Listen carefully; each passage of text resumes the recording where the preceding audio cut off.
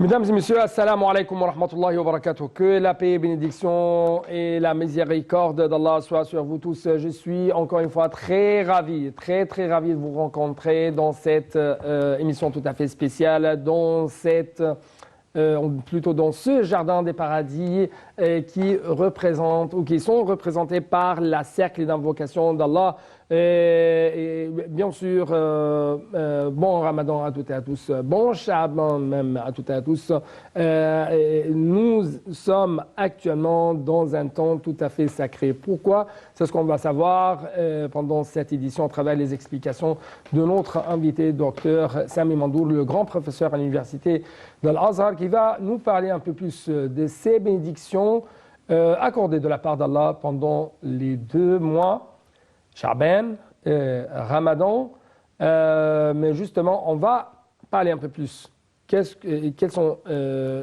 Même pourquoi Sha'ban, le mois de Sha'ban est un mois sacré, et comment nous pouvons même recevoir ou nous préparons à la réception du Ramadan. Vous êtes le bienvenu toujours. Merci. Merci à vous. Pourquoi le mois de Sha'ban est un mois sacré en islam? Oui, c'est un mois important dans l'histoire même des musulmans et dans Bismillah ar-Rahman ar-Rahim d'abord. Alhamdulillah wa salatu wa salamu ala sayyidina Rasulillah wa ala alihi wa sahbihi wa man walah wa bishrah li sadri wa yassir li amri wa hlul 'uqdatan min lisani yafqahu qawli. Je commence par un hadith très important du prophète Mohammed sallallahu alayhi wa sallam. Et dans ce hadith, il a parlé de 3 mois. De Rajab, Sha'ban et Ramadan. Oui. Puisque le prophète a dit Allahumma barik lana fi Rajab wa Sha'ban wa ballighna Ramadan. Vous avez donc les 3 mois, sacrés dans un seul hadith. Bénédit, sacré, bénédit. Plutôt béni, parce que quand on dit mots sacrés, les mots sacrés dans le calendrier musulman, ce sont 4. Parmi eux, vous n'avez pas Sha'ban. Ouais. Ce qu'on appelle Ashhur Hurum. Ouais. Si on traduit bien, ce sont les mots sacrés, c'est-à-dire ce sont les mois dans lesquels le combat est interdit. Ouais. Avant l'islam et même tout au long de l'islam. Inna iddat ash-shhur 'inda Allahi 12 shahran fi kitabillahi minha 4 hurum. C'est-à-dire 4 mois qui sont sacrés. On parle de Dhul Qa'ida, Dhul Hijja, Muharram et Rajab. Ouais. Ce sont les 4 mois sacrés dont parle le verset de la sourate At-Tawbah. Donc revenons à notre mouton et revenons au hadith du prophète Mohammed sallallahu alayhi wa sallam. Allahumma barik lana. Allah, donc le prophète s'adresse à Allah en invoquant Allah subhanahu wa ta'ala, disant ô Seigneur, bénis pour nous le mois de Rajab et Sha'ban et fais-nous vivre le mois de Ramadan. Donc on commence le mois de Rajab, le musulman attend la venue du mois de Sha'ban. Ouais. Et si le mois de Sha'ban est venu, le musulman attend impatiemment l'arrivée du mois de Ramadan. Comme si le prophète nous dit, il faut vous préparer pour le mois de Ramadan dès le mois de Rajab. Ouais. Et donc là, les musulmans sont toujours en état de veille morale. C'est-à-dire, vous devez être toujours attentif à ce qu'il y avait certainement, le mois de Ramadan s'approche. Ouais. Parce que le mois de Ramadan s'approche, et même on peut le dire, après le mois de Ramadan, il y avait des musulmans, il y avait des compagnons du prophète qui disent Allahumma ballighna Ramadan. C'est-à-dire, même justement à la fin du mois de Ramadan, c'est déjà fini le mois de Ramadan, et ça commence le mois de Shawwal, il y avait des musulmans qui invoquent Allah, Allahumma ballighna Ramadan. Yani, fais-nous vivre pour vivre le mois de Ramadan. Fait que nous allons vivre le mois de Ramadan, puisque dans ce mois béni, il y avait beaucoup des valeurs et des mérites pour les musulmans qui doivent jeûner dans ce mois-là. Donc, le mois de Sha'ban, c'est ce mois qui nous prépare pour le mois de Ramadan. Raison pour laquelle, d'après même le hadith d'Aïcha radiyallahu anha, quand il a posé la question au prophète, il a vu le prophète sallallahu alayhi wa sallam jeûner beaucoup pendant le mois de Ramadan, le mois de Sha'ban. Jeûner beaucoup pendant le mois de Sha'ban. Et donc, elle a posé la question. Elle a posé la question au prophète sallallahu alayhi wa sallam. je ne t'ai jamais vu jeûner plus autant que dans le mois de Sha'ban. Et donc le prophète l'a dit, oui, parce que c'est un mois où les actes des individus, les actes des humains seront exposés à Allah subhanahu wa ta'ala. Et surtout, le prophète jeûnait le lundi et le jeudi. Et pourquoi Aïcha demande au prophète sallallahu alayhi wa sallam? Parce que ce sont 2 jours aussi dans lesquels les œuvres seront exposées à Allah subhanahu wa ta'ala. Et j'aime que mes bonnes œuvres, Inch'Allah, seront exposées alors que je suis agent. Ouais. Puisque quand vous êtes en état d'adoration, en cas d'adoration, vous êtes agent, vous faites la prière, donc vous êtes en contact direct avec le Seigneur. Vous êtes toujours à proximité, puisque vous êtes très proche. Ouais. Et vous essayez toujours de purifier votre spiritualité, votre esprit. Exactement ça, exactement. Et cela, bien sûr, pour recevoir le grand prix accordé de la part d'Allah. C'est le paradis. Le paradis. Et avant le paradis, la satisfaction d'Allah. Arriver au paradis, bien sûr, le mois du Ramadan, où se trouvent beaucoup des bénédictions, beaucoup de valeurs, beaucoup de mérites, beaucoup de choses. Donc, j'aimerais bien vous inviter à un reportage. Après ça, on va continuer de parler un peu plus du mois de Sha'ban, notamment cette nuit importante au sein de ce mois béni.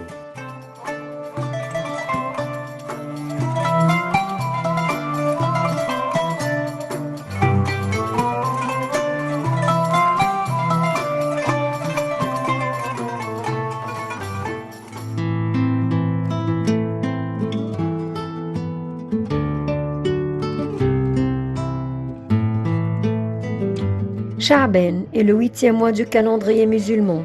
Il est donc situé entre Rajab et Ramadan. Ce mois constitue une introduction au mois de Ramadan. Il permet de se préparer et de se conditionner à la venue du mois du Ramadan. En effet, le jeûne de Sha'ban, prescrit par le prophète à lui bénédiction et salut, prépare psychologiquement aux nouvelles habitudes quotidiennes du mois du jeûne, Ramadan. Aïcha, qu'Allah soit satisfait d'elle, a déclaré: le messager d'Allah jeûnait tout le mois de Sha'ban. Il le jeûnait entier, sauf peu. Le compagnon Osama ben Zayd a rapporté que le messager d'Allah jeûnait certains jours d'affilée à tel point que nous pensions qu'il ne s'arrêtait jamais. Et il mangeait certains jours d'affilée à tel point qu'il ne jeûnait plus, si ce n'est 2 jours par semaine. Il est consacré séparément au jeûne, en dehors des périodes où il jeûnait. Il n'y a pas un mois où il se consacrait le plus au jeûne que pendant Sha'ban. Je lui posai la question à ce sujet.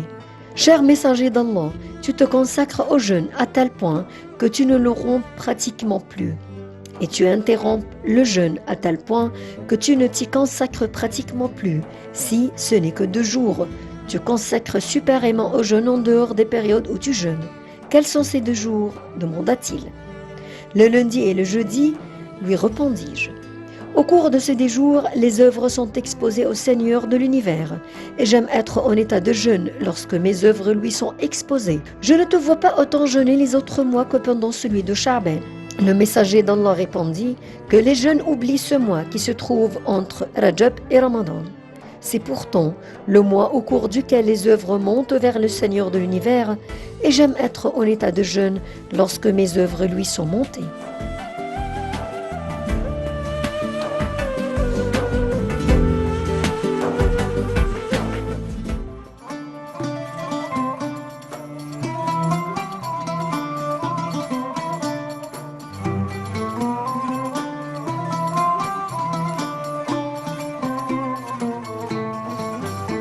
En fait, chers téléspectateurs, pendant le mois béni de Sha'ban, il y a même une nuit sacrée. C'est Tahwil al-Qibla.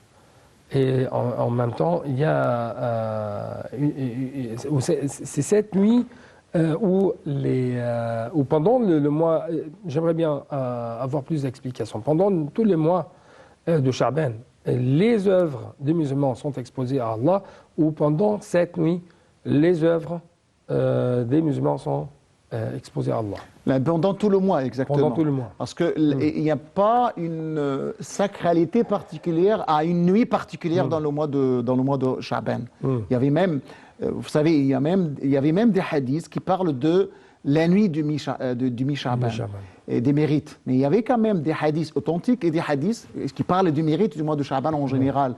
Il y avait des hadiths authentiques, il y avait même des hadiths faibles. Donc il n'y avait pas même un acte particulier à faire pendant la nuit selon les hadiths authentiques. Vous ne devez pas faire une pratique particulière pendant une nuit particulière, surtout la nuit du mi-Sha'ban. Oui. Sha'ban, c'est-à-dire des branches ou quelque chose comme ça, parce que j'aimerais bien corriger cette information. Parce que dans ce mois, il y a beaucoup de branches de bien. Juste ou faux? Dans tous les mois. Oui. Mais quand on dit le mois de Sha'ban, vous pouvez le dire, mais quand même, les différentes branches de bien doivent être toujours dans tous les mois. Et dans toutes les heures. Vous devez toujours être inspiration de bien. Vous devez toujours inspirer le bien et vous devez toujours être utile. Mais puisqu'il y avait des gens qui parlent là, cette nuit a une valeur particulière, jusqu'à même dire, voilà, dans cette nuit en particulier, il y a les œuvres qui ont été exposées. Non. Là, c'est pendant tout le mois, on le dit. C'est les hadiths authentiques. Et pendant tout le mois, il y a toujours ces branches de bien. Des biens, bien sûr. Vous devez être toujours... C'est-à-dire il y a une sorte de multiplication... Des biens tout au long de l'année, tout au long de votre âge. Une multiplication de hasanat, de biens. Exactement. Des prix de la part d'Allah. Le mois de Sha'ban a ses mérites parce que le prophète a fait plus de jeûnes dans ce mois-là. Pour se préparer, parce que vous avez déjà se préparer au mois de jeûne, au mois de Ramadan. Comme si vous faites un entraînement spirituel. Pour entrer bien en forme dans le mois de Ramadan. Pour commencer bien votre mois béni de Ramadan, c'est le jeûne. Vous commencez à jeûner au mois de Sha'ban, surtout les 2 jours, le prophète le dit, le lundi et les jeudis, et pour dire, voilà, pour vous rappeler toujours, le mois de Ramadan s'approche, donc je dois me préparer à ce mois-là par le jeûne au mois de Ramadan, comme le prophète l'a fait. Le mérite du mois de Sha'ban vient encore d'un autre événement très important dont on parle toujours. C'est ce qu'on appelle le changement de la direction de la Qibla. Et donc, c'est un événement très important dans l'histoire même des musulmans. L'histoire de l'islam et des musulmans en général. Pourquoi? Parce que que signifie le changement de la Qibla? Le changement de direction. On s'est dirigé, donc quand le prophète était à la Mecque, et se dirigeait vers la mosquée sacrée, aucun problème. Et là, il y avait une possibilité de se diriger à la fois à la Mecque et à la fois à la mosquée Al-Aqsa. Les deux à la fois, on peut le faire quand on était à la Mecque. Mais quand le prophète est à Médine, ça pose un problème. Puisque là, le prophète a reçu l'ordre de se diriger vers Bayt al-Maqdis. C'est un grand problème pour le prophète. Puisqu'il aimerait toujours se diriger vers Bayt al-Haram. Pourquoi? Parce que c'est la Qibla des musulmans à partir d'Adam jusqu'à la fin du monde. C'est ça le problème. Puisque qui a déjà élevé les assises de la maison sacrée, Bayt al-Haram, qui a déjà construit, le premier qui a construit la maison sacrée, c'est Adam. Puisque ce sont les anges qui ont déjà construit, mis les assises, et ce sont Adam d'abord, le premier qui a élevé les assises de cette maison. Ensuite, donc ça passe les temps, les générations, jusqu'à Abraham alayhi salam, le patriarche, le père de tout le prophète, qui a déjà, encore une fois, élevé les assises de la maison sacrée. Donc vous avez cet héritage prophétique, cet héritage islamique. Je ne parle pas de l'islam en tant Islam, la religion qui a commencé avec la mission du prophète. Mais je parle de l'islam en tant que la religion d'Allah dès la création puisque tous les prophètes se sont appelés musulmans. Parce que l'islam, c'est quoi? La soumission totale aux ordres d'Allah subhanahu wa ta'ala. Et donc, tous les prophètes et messagers sont musulmans dans ce sens-là. Et donc, là, le changement de la qibla, c'est pour dire, voilà, cette unité des missions prophétiques de la création d'Adam jusqu'au l'ultime prophète, Muhammad sallallahu alayhi wa sallam. Donc là, le changement de la qibla vient dans ce contexte-là, pour unifier l'humanité. Pour que toute l'humanité se dirige vers une seule qibla, c'est la qibla d'Allah subhanahu wa ta'ala. C'est pas le prophète qui a précisé la qibla, mais c'est Allah subhanahu wa ta'ala. فَلَنُوَلِّيَنَّكَ قِبْلَةً تَرْضَاهَا. Donc on vous demande de vous diriger vers une qibla que vous-même vous allez être dont vous allez être satisfaite.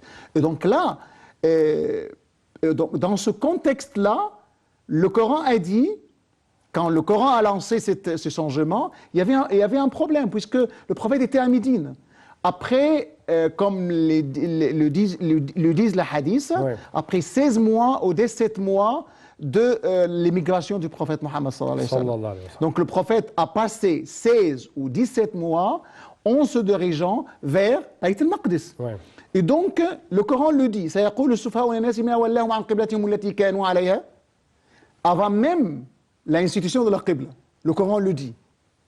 C'est-à-dire, le Coran a dit, il y avait des gens de faible d'esprit qui doivent vous dire pourquoi vous avez changé de direction.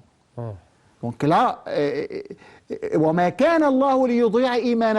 là, il y a des musulmans qui en disent, et donc les prières qu'on a déjà faites. Vers maintenant, le Coran nous demande de nous adresser vers Al-Kaaba, vers la maison sacrée de la Mecque. Et les autres prières qu'on a déjà faites, dans les 16 et les 17 mois. Et les gens qui ont déjà trouvé la mort, quels étaient le destin, le sort de leurs œuvres. Donc là, le Coran a parlé de tous ces points dans les versets coraniques. Le Coran a dit la tranchée. Et dans ce sens, le mot iman veut dire exactement comme le disent les exégètes, as-salah. Et donc là, ce changement de la qibla, la prière. La prière, c'est ça, exactement la prière, puisqu'il y avait des gens qui ont posé la question, et les prières qu'on a déjà faites, en se dirigeant vers Bayt al-Maqdis. Il y avait des gens qui ont déjà trouvé la mort, et ont déjà des bons œuvres qui ont déjà fait. Quel sera le sort de ces gens-là? Est-ce que ces œuvres qu'on a déjà faites ont été déjà perdues? Le Coran dit non. Car Allah est clément et miséricordieux envers les gens. Donc là, ça réalise, ça nous rappelle d'abord l'unicité d'Allah, ça rappelle l'unité du genre humain, puisque cette maison sacrée a été édifiée, établie dans ce lieu pour tous les gens. إن أول بيت وضع للناس للذي ببكة مباركا وهدى للعالمين. للعالمين, c'est-à-dire tout le monde. C'est pas seulement les musulmans. C'est une maison sacrée édifiée par Allah pour tous les humains. فيه آيات بينات مقام إبراهيم, c'est-à-dire ça nous rappelle le père de tout le prophète. Là, ça réalise l'unité, puisque vous parlez de la paix. Ça réalise même la paix de l'humanité, puisque l'humanité doit se rappeler que leur origine est une, que leur père est une, parce que le père de tout le prophète, c'est qui? C'est Abraham. Que leur père est Adam, c'est aussi un. Le père de l'humanité est un, c'est Adam. Le père de tout le prophète et messager, c'est un, c'est Abraham. Le message d'Allah à tous les humains, c'est un aussi, c'est l'unicité. Donc, le changement de la direction de la Qibla vers la Mecque, vers la maison sacrée de la Mecque, ça porte toutes ces sens-là. C'est pas seulement, comme il y a certains qui disent, même le Coran le dit, c'est pour satisfaire, pour plaire au prophète, puisque le prophète le veut. Mais pourquoi le prophète le veut? Parce que c'est l'héritage de son père Abraham. Parce que c'est l'héritage de son père Adam. Parce que c'est le seul message de l'islam à partir d'Adam jusqu'à la fin du monde. Je dois vous donner une sorte de pause. Oui, j'en ai besoin quand même. Oui. À travers cette visite à un monument historique, à une mosquée monumentale dont dispose notre Grand Caire.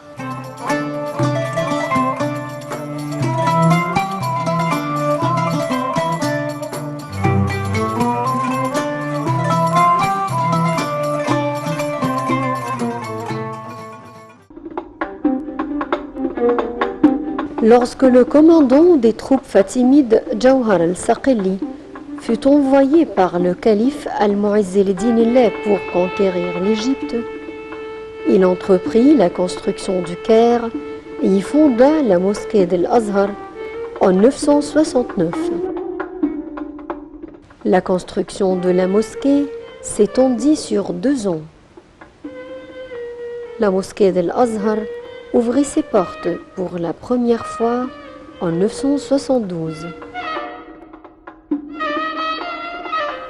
Depuis cette date, la mosquée d'Al-Azhar et son université deviennent parmi les plus célèbres dans le monde musulman.